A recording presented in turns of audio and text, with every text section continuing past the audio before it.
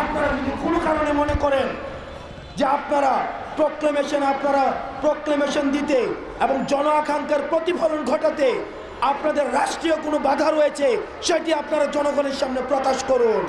আপনারা ফেসিবাদের পক্ষে যে কলমগুলো এখন আবার লিখবে, আমরা সেই কলমগুলোকে আমরা ভেঙে দিব। বাংলাদেশ থেকে স্থায়ীভাবে নিষিদ্ধ হবে কিনা সেটির চূড়ান্ত সিদ্ধান্ত হয়ে গিয়েছিল 5ই আগস্ট। অত্যন্ত পরিতাপের বিষয়, আজকে বিপ্লবীরা এই বিপ্লবের লিখিত দালিলিক স্বীকৃতির জন্য যে এখানে অপেক্ষা করছে, অন্যদিকে আজকে রাষ্ট্রযন্ত্র এই আওয়ামী পুনর্বাসনের জন্য বিভিন্নভাবে তারা প্রস্তুতি নিচ্ছে। আমরা বিপ্লবী শক্তি আমরা স্পষ্টভাবে জানিয়ে দিতে চাই, আমাদের হারানোর কিছুই নাই। আওয়ামী লীগ বাংলাদেশে পুনর্বাসিত হবে কিনা সেই সিদ্ধান্ত এখন নতুন করে নেওয়ার কিছুই নাই।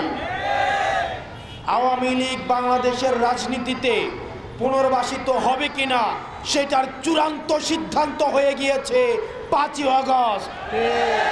সুতরাং যারা আবার নতুন করে আওয়ামী রাজনীতির পুনর্লিখন করতে যাচ্ছেন, আপনাদেরকে বলতে চাই, এই বাংলাদেশে আওয়ামী লীগের রাজনীতি পুনর্বাসিত হবে কিনা সেটা এখন প্রাসঙ্গিক আলাপ নয়, বরং আওয়ামী লীগের প্রত্যেকটা নেতাকর্মী ওয়ার্ড থেকে শুরু করে কেন্দ্র পর্যন্ত প্রত্যেকটা নেতাকর্মীকে তাদেরকে বিচারের আওতায় নিয়ে আসতে হবে।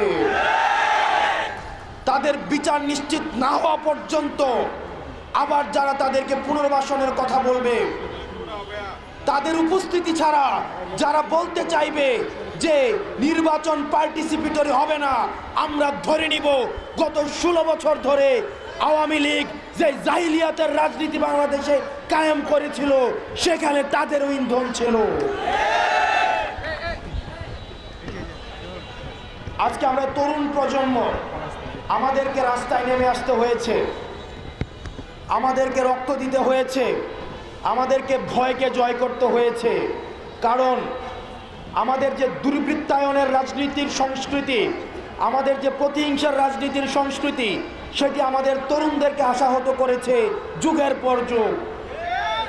আমরা জনকল্যাণমূলক রাষ্ট্র করতে পারি নাই, আমরা রাষ্ট্রের মধ্যে নাগরিক হয়ে উঠতে পারি নাই।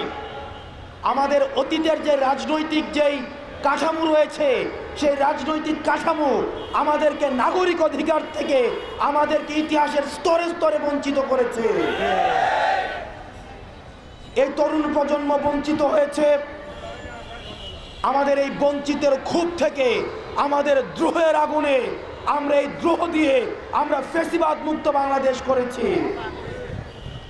আমরা স্পষ্টভাবে বলতে চাই, আমাদের পরবর্তী বাংলাদেশ বিনির্মিত হবে আমাদের অতীতের যে রাজনীতি, আমাদের যে রাজনৈতিক যারা করেছে এত বছর ধরে, তাদের অভিজ্ঞতা এবং তরুণ প্রজন্মের যেই ভয়হীন যেই মনোভাব, দুইটার সংমিশ্রণে।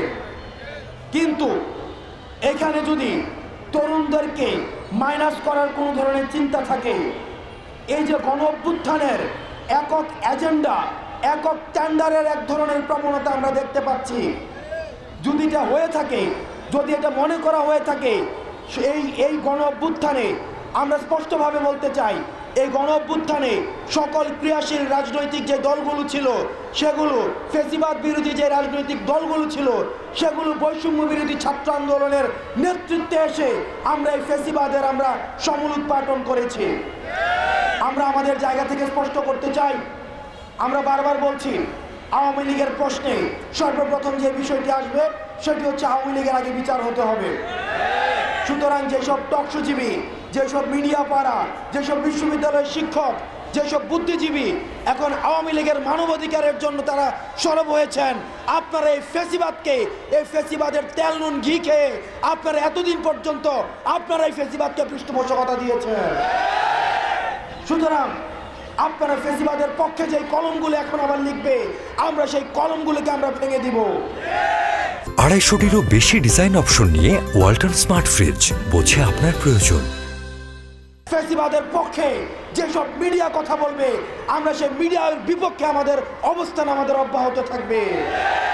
ফ্যাসিবাদের পক্ষে যেসব মগজ আবার তাদের চিন্তা প্রসূত করবে আমরা সেসব চিন্তার বিপক্ষে আমাদের শক্ত অবস্থান থাকবে। আমরা বারবার বলছি, আপনারা যদি এই তরুণ প্রজন্মর কথা আপনারা বুঝতে ব্যর্থ হন, আওয়ামী লীগের যে পরিণত হয়েছে, পরবর্তীতে যারাই নীতি নির্ধারণের পর্যায়ে আসবে এই তরুণ প্রজন্মের ভাষা যদি আপনারা বুঝতে ব্যর্থ হন, তাহলে আওয়ামী লীগের পরিণতির মতোই আপনাদের পরিণতি হবে।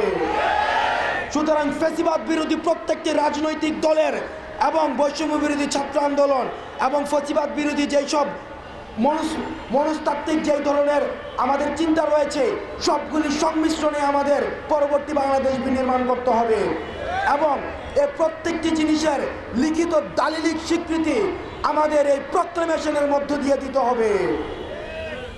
আমরা 15 তারিখ পর্যন্ত আমাদের আলটিমেটাম ছিল, আজকে 14 তারিখ, আজকে গণসংযোগের পরে আমরা 15 তারিখ পর্যন্ত সরকারকে সময় দিয়েছি। এই অন্তর্বর্তীকালীন সরকার কমিটমেন্ট দিয়েছে আমাদেরকে রাজনৈতিক ঐক্যমত্যের ভিত্তিতে আমাদের এই প্রক্লেমেশন অফ রেগুলেশন সেটিকে স্টেট থেকে এন্ডোর্স করবেন। অত্যন্ত দুঃখজনক বিষয় হচ্ছে এখনো পর্যন্ত আমরা কোনো দৃশ্যমান কোনো পদক্ষেপ আমরা দেখি নাই।